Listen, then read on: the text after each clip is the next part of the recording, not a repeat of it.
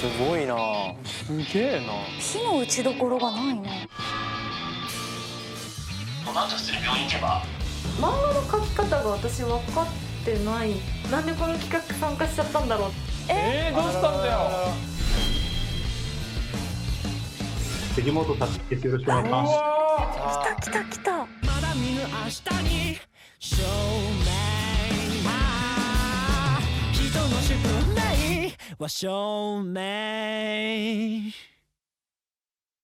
ということで今回からは候補者たちが第2課題の読み切りネームとキャラ絵の制作に挑みます。4つの課題のうちの2つ目の課題となってます。でもネームでいいんだね。ネームでいいんですね。そうなんです。やっぱ連載作家を目指すにあたってまず読み切りでのキャラの作り方、ストーリーの作り方を見る課題となっています。1話でどれだけ魅了できるかというね、読んだ人を。この読み切りのテーマとかページ数っていうのは自由になっているので、はい。そして今回はですね、前回の第1課題で見事ランクインしたギザネコさん、夏井さん、そして藤田さんの VTR を見ていただきます。なるほど。はい、まずは第1課題で1位になったギザネコさんは、とにかくもう肩書きにもあるようにフェチを全開にして自分の書きたいものを書いた。それがこの先どうなるか。それではさくらさん、はい、ここはノーテーマで VTR 振りをお願いします。好きにやるか。好きにやってください。ズルしていいですか。え？頑張れって感じでなんか好きだ私。うわすいません。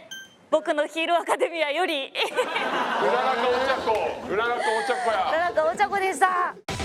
第2課題の制作期間はおよそ3週間。締め切りを守れなかったら即失格。第1課題でベスト3に入ったタッグはどんな作品を作り上げるのか。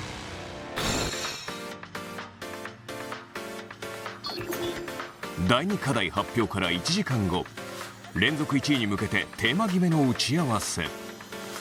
何本かあるんだよな。男女の幼馴染の話で、友達なんですよ2人は。早いなんですね。けどこう喋ってた途中で女の子の方がこけてしまっておっぱい触っちゃって、これ今俺おっぱい触ったか否かっていう。あれフェチ猫全開じゃないですか。マジで？その他にもいくつかのテーマをリに提案。いろいろあんのか。その中でリが選んだのはちょっと SF にしてよ。おっぱい触ったか触ってないか。はいじゃな。兄さんおっぱい触ったか触ってないかじゃないんですよ。しかしこれにはリの狙いが。課題が全部で4つあるんですよね。まず今やるべきは、字の掛け合いでどれだけ面白く読ませられるかっていう部分。かっこいい顔でバカなこと言ってるボケとかってあるじゃないですか。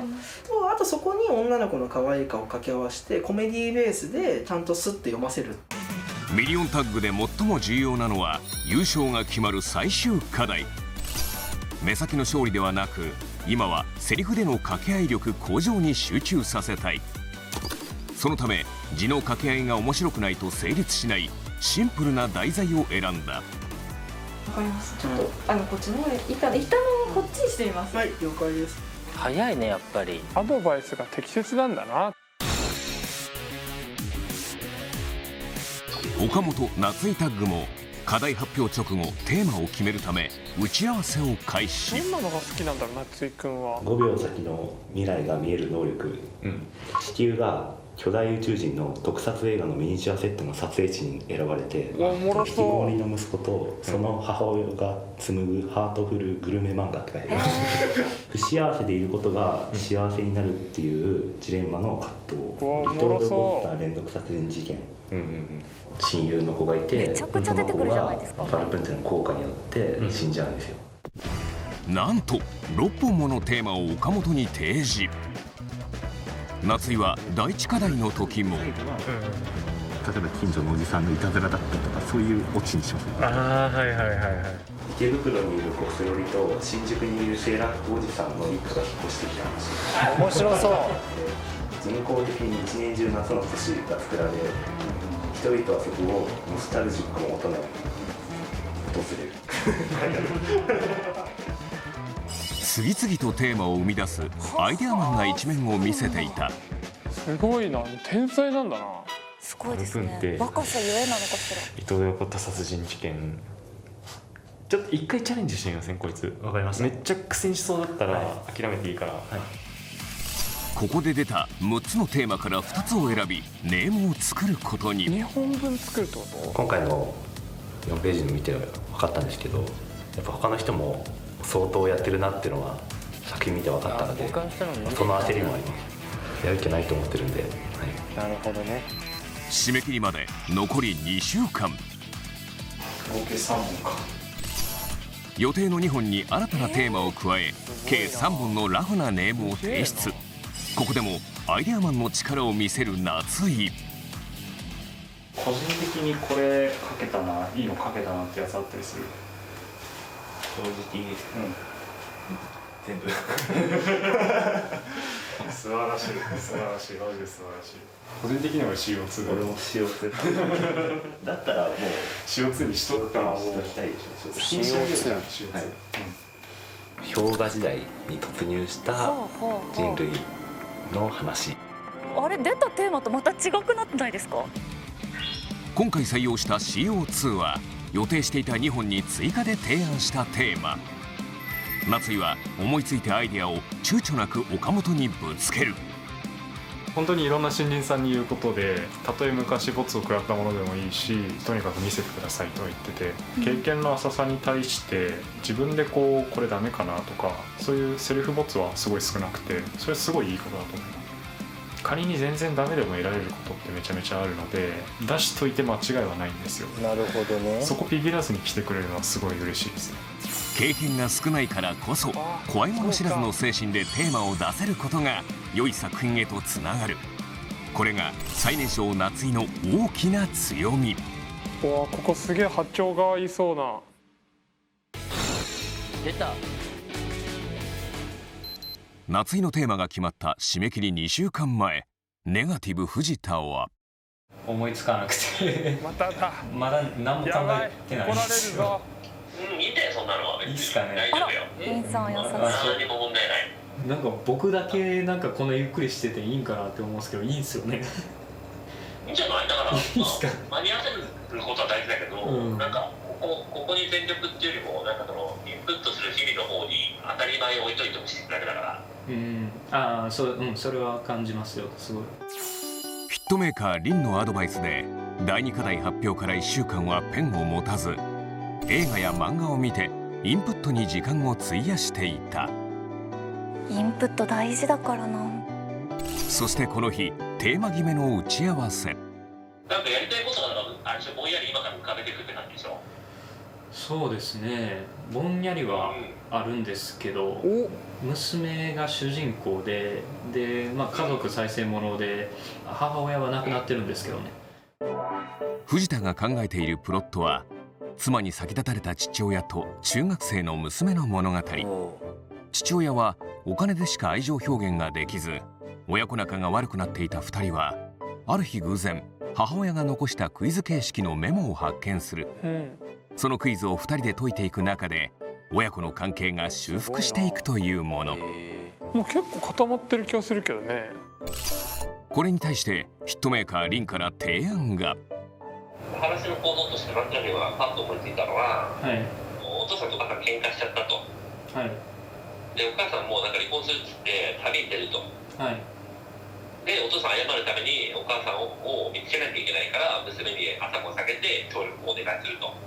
でしかも娘はお母さんの協力役なんだよ。すげえな、この一瞬で。表向きではお父さんに仕方ないからじゃあ一緒に行ってあげるよって言って。すごいな。だからつまりその出されるそのクエスチョンやミッションは全部父の愛を問う話なんだろうね。なるほど。なんかそっちの方が面白そうですね。ここもちょっとずつ。リンの提案で父と娘だけの話を親子3人の物語に変更。母親が死んでいる設定をやめることで明るく読みやすいストーリーに。これでテーマが決定した。しかし藤田は。でも出来上がるのはめちゃくちゃおもんないと思いますが、今回は面白くないでしょ。今回もかな。そっちの方が面白そうって言ってたのに。締め切りまで残り2週間で3人ともテーマが決定し、ネーム作業へ。頼むよ。出た。キラネコ。藤田がテーマを決めた締め切り2週間前、早々にテーマが決まったギザネコはリによるネームのチェックが始まっていた。情報量が多すぎますね。ああ、わかりました。全部言葉で説明しようとしすぎてるというか、今って全編その基本絵にモノローグが全部かかってて、こう要はその読者が絵を見る前でもう全部文字が入ってきちゃうんですよね。ネーム段階でそういう指摘もあるんだ。この日ギザネコが出したネームは画面中が心の声であるモノローグに埋め尽くされ、読者が文字を追うだけのものになっていた。絵を外しても読めちゃうじゃないですか。それはもうなんだろう、漫画として構成できてないってことなんですよね。結構言うね。わからねえやと思って「はいはい」って聞いてました。多分漫画の描き方が私分かってない分かってなかったので、どうすればいいんだろうって頭抱えてました。なんでこの企画参加しちゃったんだろうって感じで、どうしたんだよ。ここまで順調だったギザネコだが、完全にペンが止まってしまった。締め切りまで残り10日、悩めるギザネコに大きな転機が。まさか藤本です。藤本達樹です。よろしくお願いします。来たチェーンソーマン、初めて声聞いた。累計発行部数1100万部を超えるチェンソーマンの作者藤本達樹。第一課題1位だったギザネコは藤本達樹からアドバイスをもらうことができる。漫画の描き方という高すぎる壁に当たったギザネコは藁にもすがる思いでこの日を迎えた。キャラクターに縛られちゃってて、ちょっと今第2課題制作中なんですけど詰まっちゃったりしてて、ネームとか話作りに関してキャラクターのことであまりなんかこう考えたりはしないので、展開重視なんで、なんか最初に僕が考えてたこととかを別に無視する時も何回もあるし、キャラに引っ張られちゃうのが一番怖いなって思って、面白くなくなっちゃうなって思うから、キャラが壊れちゃってもいいからできるだけ面白い話展開にしよう、もう何でもいいからもう読者に次のページ開かせる努力をしたくて、僕は読者が驚くであろう、楽しんでくれるであろう展開を描くためにキャラの状況や心理だけにとらわれず漫画を描いているのが藤本達樹の特徴。あー、そっか。フェチ全開でキャラを重視していたギザネコにとって真逆の考え方だった。でも確かキャラにこだわるタイプですもんね、ギザネコさんは。そうですよね。描きたい子を描きたいっていうフェチがあるから。展開か。なるほど。いや、なんかすごいちょっと今出てきました。ありがとうございます。さらに藤本達樹のアドバイスは続く。よかった、1位取って。読みやすさみたいなものをもうちょっと意識するだけで、もっと面白い漫画になると思いました。とにかくものすごい勉強会でしたね。すごいな。読者に分かりやすいように演出ができるといいねとか、キャラ愛さないと描けない人だったので、キャラから私少し離れてみようかなと思いました。分かりやすさメインで描いてみようってちょっと心軽くなりましたね。そして締め切り1週間前、提出したネームに対するリの反応は。で、格段に良くなりましたね。めちゃくちゃ良くなりました。びっくりしました。先生を浴びました。キャラ重視で主人公ばかり描かれ、モノローグの多かったコマが脇役のセリフで2人の関係性を表すなど格段に分かりやすくなった。ギザネコさんの漫画の考え方が変わった瞬間だと思うので、なので劇的に良くなったっていうことだと思います。ここからギザネコ夏井はネームの仕上げ、キャラ絵に入っていく。多分修正箇所の OK が出たので、そこからはちょっとキャラ絵を先にやろうと。キャラ絵早くやってネームが早く上がった分、キャラ絵にこだわる。とにかく可愛い女の子、かっこいい男の子描けたらなって気持ちがあるので、キャラデザは全力でもう美形に描こうと思っております。これはキャラ絵は結構細かく描かないといけないやつですもんね。そうですね。でも私はですけどキャラ絵描いてる時が一番楽しいと思う。藤田リンタッグもネームをひとまず完成させ、リモートで打ち合わせ。リンからネームの直しが伝えられる。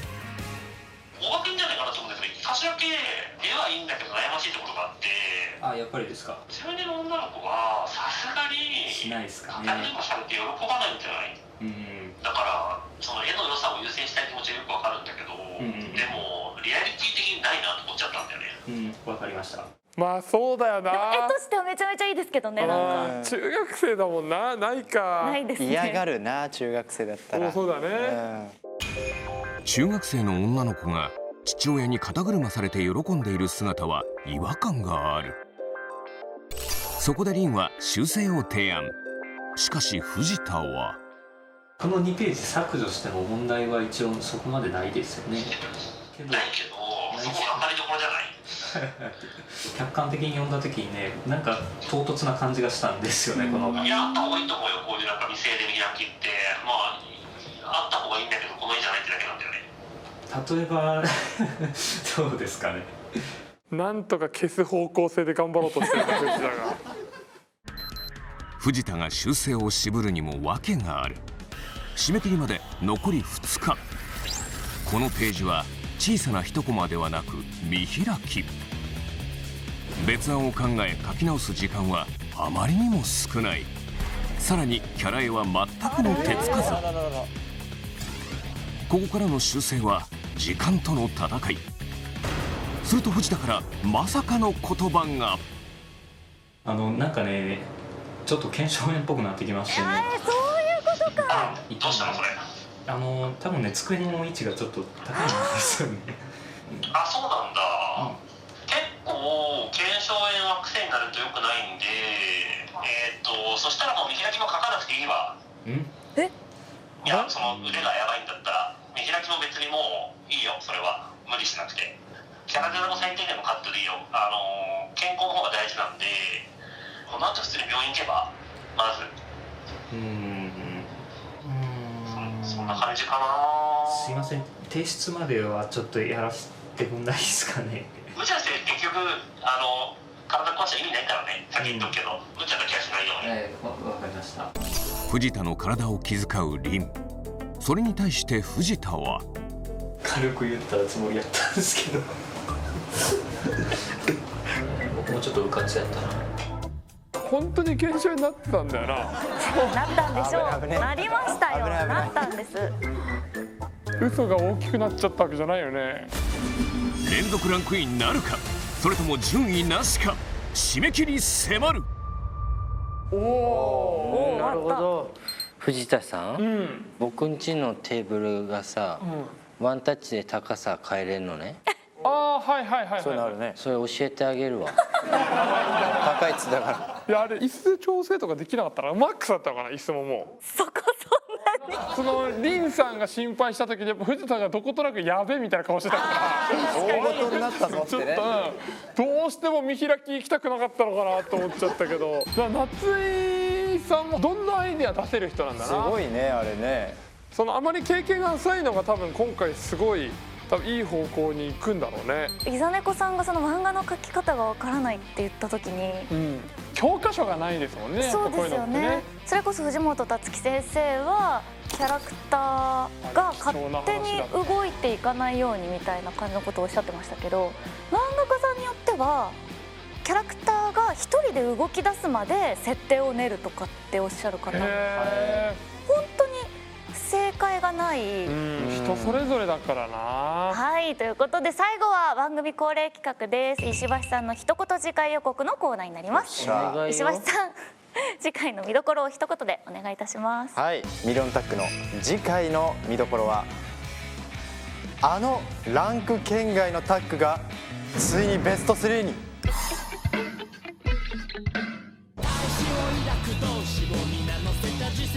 絶対1位じゃないな。なんで評価してくれないんだ。うわ、お疲れ様です。お疲れ様でした。いや、もう実力のなさがやばい。もっとやったらいけたんじゃないか。勝てないんだな。